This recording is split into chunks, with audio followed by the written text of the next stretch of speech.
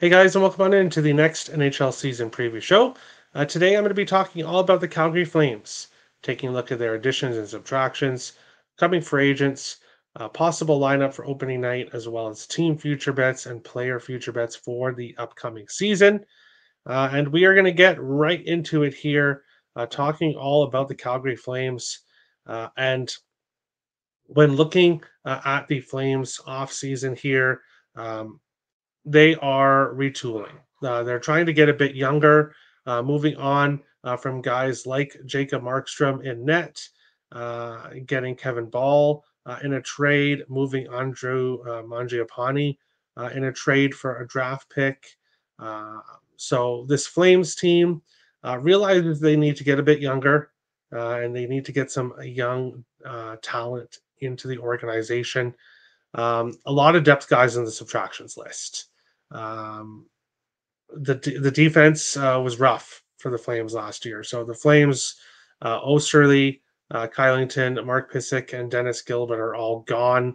The Flames just revamping their defense. AJ Greer, depth guy, gone as well. Dylan Dubé, of course, gone and out of the league as well. So when you look at that subtractions list, the biggest names are Jacob Markstrom and Andrew Mangiapane, two big pieces of this Flames team for the last few seasons, at least for Markstrom. Mangiapane has been with the Flames his whole career. So now both will get fresh starts in the Metropolitan Division. Um, Looking at the additions, Kevin Ball coming in by trade, again, revamping the defense. Jake Bean as well. Some depth guys, Martin Frick, Ryan Lomberg will be a good fourth line physical guy. He was great with Florida. Anthony Mantha coming in on a 1 year deal. Um, I would take a guess that most likely he's moved at the trade deadline, but we will see. Jared Tenorti and then Tyson Berry's on a tryout. So whether or not he gets a contract with the Flames, we'll have to see as we get closer to the season. But looking at the additions and subtractions list, even though a lot of guys are depth guys on the subtraction list, I do think that Calgary is taking a step back this season. But we will continue on along, taking a look at upcoming free agents. And as you can see, there's quite a few names on this list for the Calgary Flames um, in the upcoming season when it comes to upcoming free agents. So, goalies, Dan Vladar most likely will find his way onto another team. The way this Flames team is going, of course, Dustin Wolf is going to be the future here for the Flames. It would not surprise me to see the move on from Dan Vladar um, in the offseason. Uh, I don't really think it's a deadline move. Maybe a team wants to pick him up, but most likely he's moved in the offseason. Um, then you've got the defense here. Most likely Kevin Ball, Braden Pashal, two restricted free agents. I can't really see the Flames moving on from young defensemen like those guys. So most likely they get re-signed. Joel Hanley, we'll see how his season goes this year. And then you've got the forward list: Andre Kuzmenko and Anthony Mantha. Will be interesting to see exactly where the Flames go with them. Walker Dewar, I could see the Flames resigning. Dryden Hunt, Kevin Rooney, depth guys probably could find their way onto other teams. But the big names here on this list are Connor Zary and especially Matt Coronado. Coronado is exactly the type of player the Flames are trying to get right now, and that is a young scoring forward and a young talent. So I would be shocked if the Flames moved on from him, unless it was in some kind of package to get some other talent. But he's an RFA. I don't see him going anywhere. So that would be the name for me on this list. Would be Matt Coronado, Connor Zary, and then Kevin Ball as well for the Flames to resign. Really, you want to resign those young RFAs for the direction this Flames team is going. Taking a look at the possible opening night lineup for the Flames. Igor Sharangovich, Nazem Kadri, Andrei Kuzmenko, um, Jonathan Huberdeau, Martin Popisil, and Anthony Mantha are the top six. And that's not a horrible top six when you look at it. But compared to what a lot of other teams have, um, especially in this division as well, um, I think the Flames are going to struggle. Um, Third line, Connor Zary, Mikhail Backlund, and Blake Coleman. Matt Coronado is currently listed when it comes to depth charts as on the fourth line, left wing. Really, if I was the Flames, I would be trying to get him at least on the third line, if not into that top six, because as I said, he has got a lot of potential, a nice scoring forward. I would get him up in the lineup. Um, so forward group isn't the best in the NHL, but it's probably not the worst either. Um, when you look at it overall, the defense here, Mackenzie Weegar, obviously coming over from Florida with Jonathan Huberdeau a couple seasons ago. He is by far the number one defenseman on this team. Danil Miromanov is listed on the depth chart as the top right-handed defenseman. Um, to be honest, I really don't know a lot about him, so that's kind of interesting to see him here above Rasmus Anderson, who's been with the Flames for a while. Kevin Ball in that second D pair, Jake Bean, Braden Paschal third, and then you've got some other guys as depth guys. So really, one of the Flames' issues was their defense last year, and I still think it's an issue overall, the defense there. You are Mackenzie Weegar injury away from being in real trouble when it comes to defense on this team. And then we look at the goalies. I'm very high on Dustin Wolf. I think he's going to have a great NHL career. Um, Dan Vladar slated to be the backup here. We'll see how things go throughout the season, who gets more starts.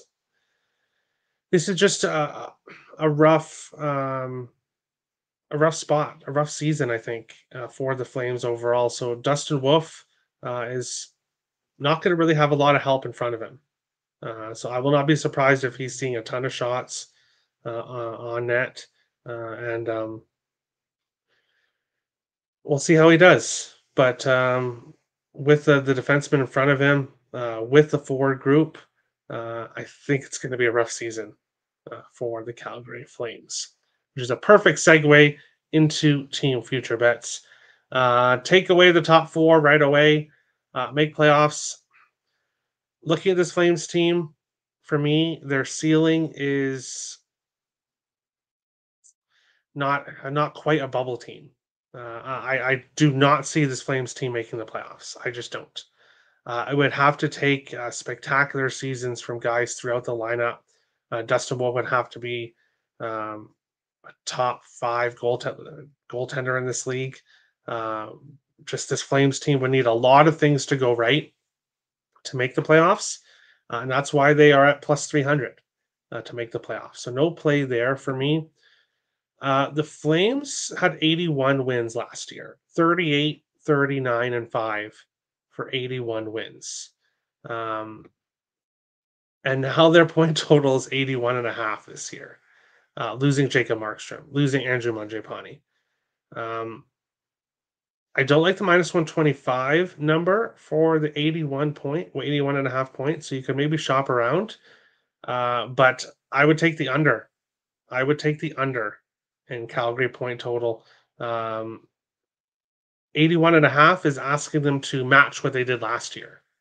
And you have to look at the teams in their division. The team below them, the Seattle Kraken, also finished with 81 points. I think they are going to have a much better season. Stay tuned for the Seattle Kraken show. The Anaheim Ducks and San Jose Sharks, of course, the bottom feeders of this division. San Jose obviously added Macklin Celebrini. Will Smith is a young talent. Anaheim Ducks are loaded with young talent.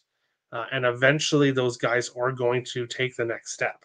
Now, will it be this year? You'll have to stay tuned for the Anaheim Ducks show, which is also coming soon. Um, and then you've got teams like Vancouver, Edmonton, Vegas, LA. This is just, it's going to be a tough division for the Flames this year. So 81.5 points, I would take the under here and shop around. Maybe you can get plus money for under 80.5 points. Some books I know, I think you can do adjusted point totals, but I think it's going to be a rough year for the Flames. Um, Least points in the NHL. Now, on previous shows, I've kind of hinted that there was another team, and I might have said it on a few shows, that I was looking at to finish with the worst record in the NHL. And that is this Flames team. Now, I'm not pulling the trigger on it at plus 1600, um, because there are teams like Columbus, which are obviously, I think they are the second, have the second best odds to finish with the worst record in the league. Um, Obviously, after doing all these season preview shows, I do think that Columbus most likely has a worse record than Calgary. But so that's why I'm ultimately not pulling the trigger on it. But if you're looking for value when it comes to that bet, I think there's value on plus 1600 for the Flames because I don't think they're going to have a good season this year. And if they aren't having the best season overall, I could see them continue to make moves. I could see them to move Nazem Kadri. I could see them trying to move Jonathan Huberdeau, but that's going to kind of be difficult. If he doesn't have a good season, if he continues to struggle as he has in Calgary, that's going to put this team downwards.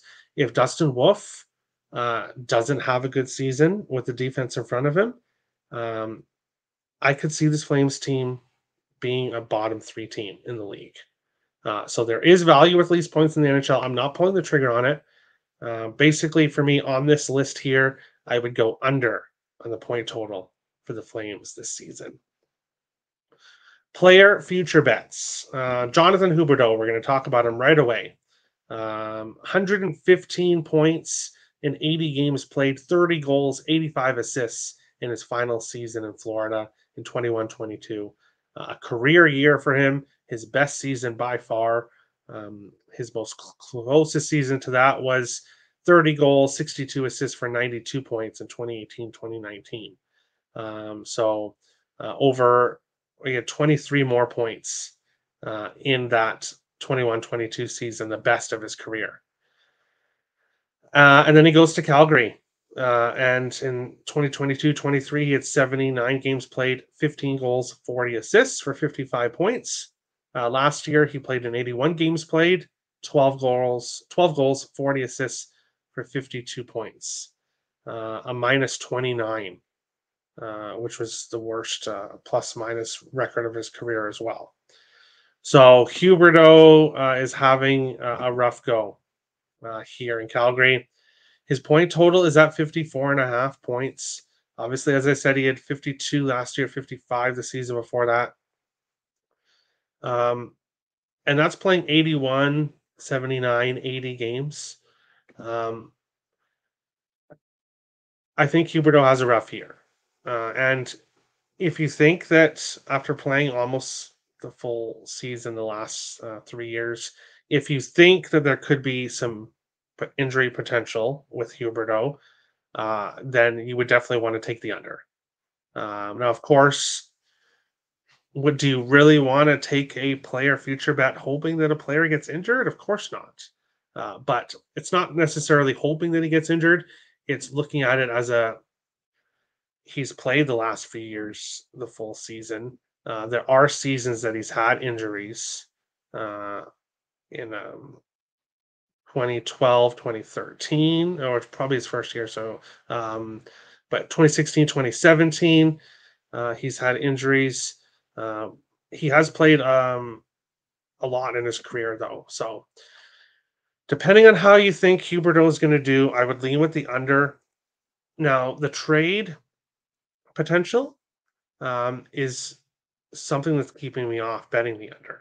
Now, of course, it's going to be extremely hard to move his contract, but if the Flames move him to another team and maybe take on another not so great contract, um, Huberdeau could be rejuvenated in a new spot.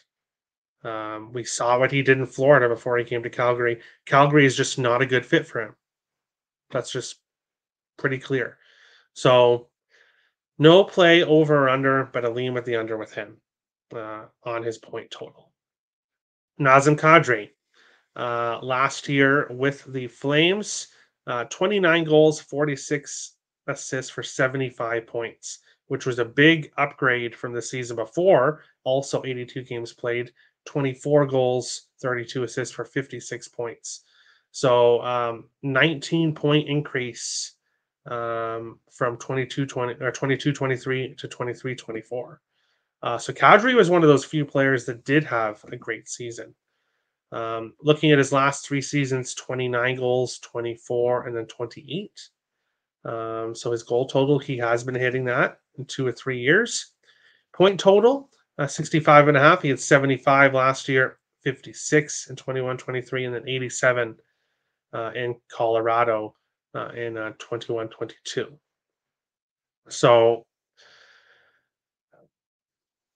if Kadri is spending the full season with Calgary, um, then I would potentially lean under with his props. Now, kind of against that, if he does stay in Calgary, he's most likely going to be on the top line all season long, the top power play. He's going to get a ton of minutes. So that would make me a little bit nervous to take the under as well. He is a prime trade candidate. And I'm not going to say he's going to go to Colorado, but what if he does find himself going to a new team? Um, Maybe a team like Buffalo or Boston or Carolina.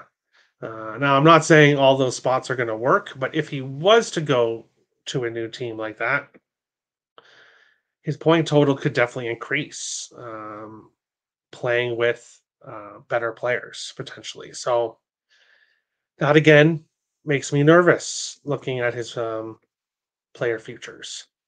Igor Sharangovich, his first season with the Calgary Flames last year, he had 31 goals, 59 points, and 82 games played. Um, by far his best season in the NHL so far, improving from what he did in New Jersey in 21-22, 24 goals, 46 points, 22-23, 13 goals, 30 points. And then, as I said, 31 goals and 59 points last year in 82 games played. So he had a great season last year. Um, Goal totals at 25 and a half and point totals at 55 and a half. So the books do kind of look at him as maybe taking a step back this season. Um, and this is the one here where I would want to lean over. I lean over with Sharangovich. Um, he seems to like playing in Calgary. And he's still 26 years old, but has only played in 4 seasons in the NHL. So I lean with his over goal total and over point total. The issue is that I'm really low on this Flames team. So taking player props for them um,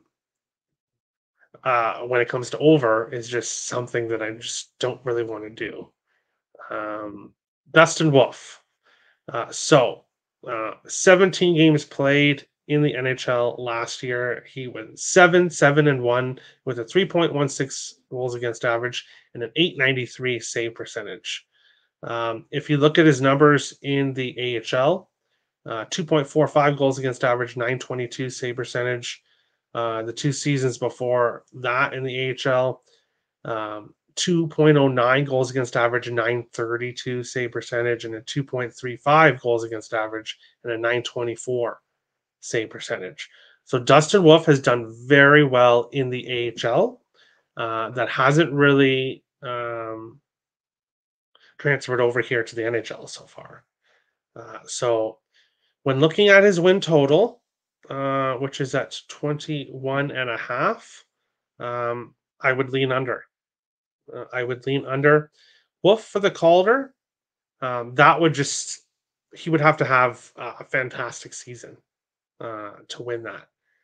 Now, he does have a lot of potential, and he could most likely will be getting most of the starts here for this Flames team. He is their future. So if he does get off to a hot start and he does play a lot of games and he does rack up the wins with the defense that he has in front of him, he could very well be a Calder potential player. And then Huska to win the Jack Adams. Basically, we'll go back to this last segment here. Flames to make the playoffs is around plus 300. If the Flames do make the playoffs and have a good season, Huska Jack Adams could be more of a look, because a lot of teams view this Flames team as being an outside the playoffs team. So if he's able to take them there with the roster that he's got here, uh, it could be a good look for Jack Adams, and you'll see the odds change drastically throughout the season if the Flames do play well. So overall, here I would be looking at unders for most of the bets here on this list. Slight leans with over with Sharon Govich, Kadri, Huberto. There's so many question marks about their future here, and potentially Sharon Govich as well. He could get moved potentially. So the Flames are a tough team really to bet when it comes to player future bets, because you don't know who's going to be staying with this Flames team, who's going to be moving on in by trade or potentially in the off season. Not any of these three guys, but that's it. That is the Calgary Flames season preview show. Thank you everyone for watching. Stay tuned to the next show. And we're getting close. We're on the final division. NHL is just around the corner. And thanks for watching, guys.